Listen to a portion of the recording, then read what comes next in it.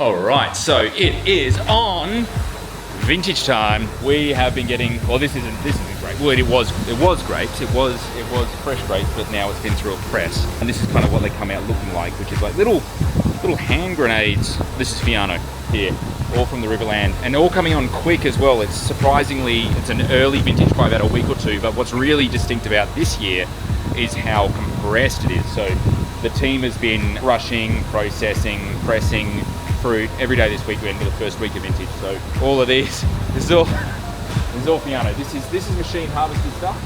Fiano machine harvests really well, thick skins, and also like a relatively open canopy, not like a dense canopy or anything like that.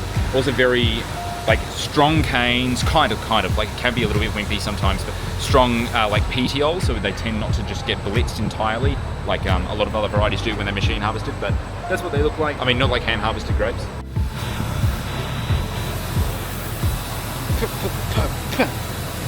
It wasn't a grape.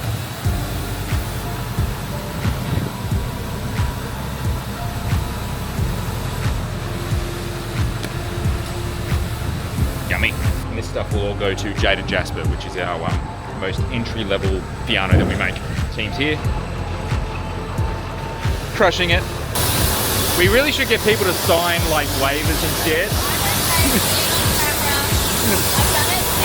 Like I take my little hay.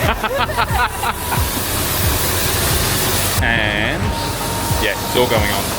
We've got juice in the tray, press is loaded. We've got destemmer, which I'll tell you more about that. If you're familiar with destemmers, this is a little bit different to most. This is sort of like, I call it a grape rave on how it actually operates.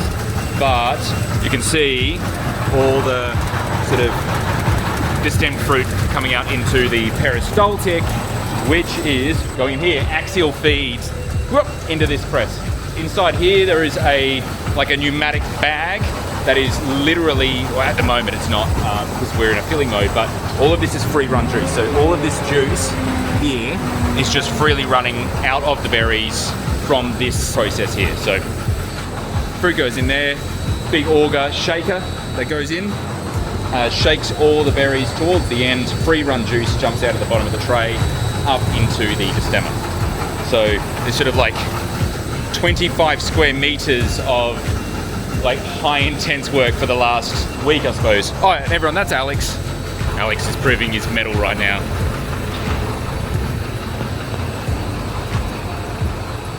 Are you worried? Oh, look. If anything really major happens, it's not my money, is it? Does it have tipping bars? Have you checked?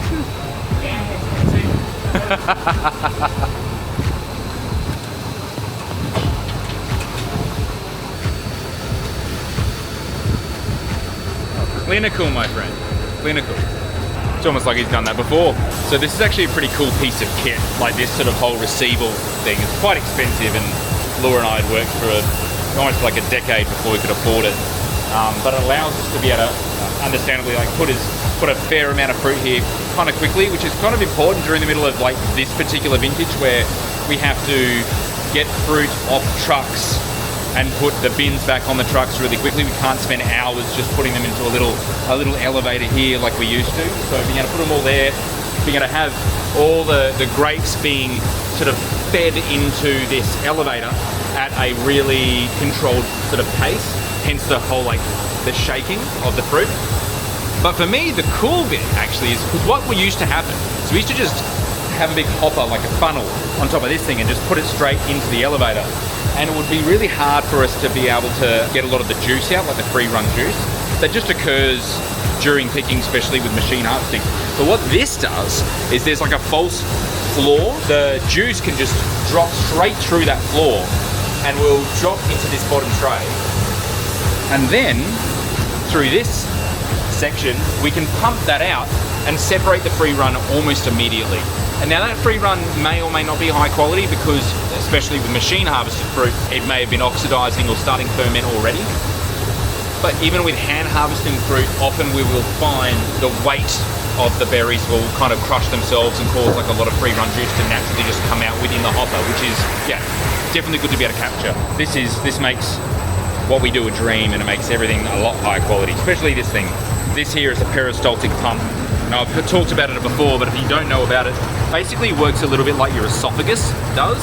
So as opposed to like metal pushing on what's called like a rubber stator or a rubber impeller pushing on metal, which is what that is. That there is an impeller pump over there.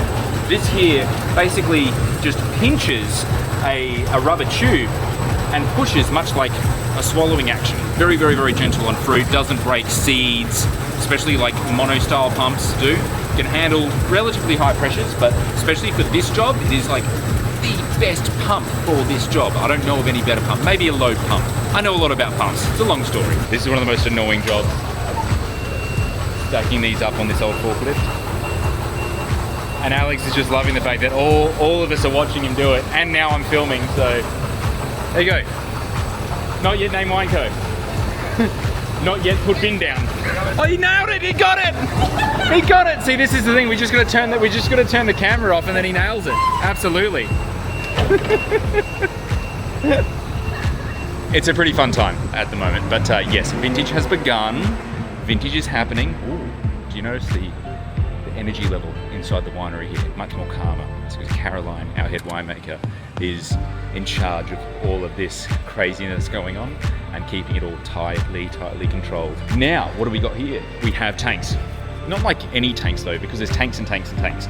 Variable capacity tanks, so these have a little lid that actually floats and allows us to store different quantities of wine safely. Not great, not perfect, but it works for a short period of time, like less than a year. Fermenters and also longer term storage. So what is going on here, sometimes it depends on the style of wine and what we're doing. We'll actually crush and transfer white grapes into these tanks and leave them on skins overnight. Then we will pump them out the next day to press. Sometimes we like a little bit of skin contact for texture, that sort of like globular richness on the palate that Fiano is kind of known for. We like to overemphasize that a little bit, often because we have our ferments that will run a little bit warmer. We kind of do that intentionally so we don't use a lot of chilling. We've sort of designed how we make our wine on the basis of not having to use lots of energy. And also, yes, for those other winemakers that watch this, that will definitely cap the overall size of Unico. You can't scale what we do immensely. We're very okay with that. All right, so free run juice is being pumped,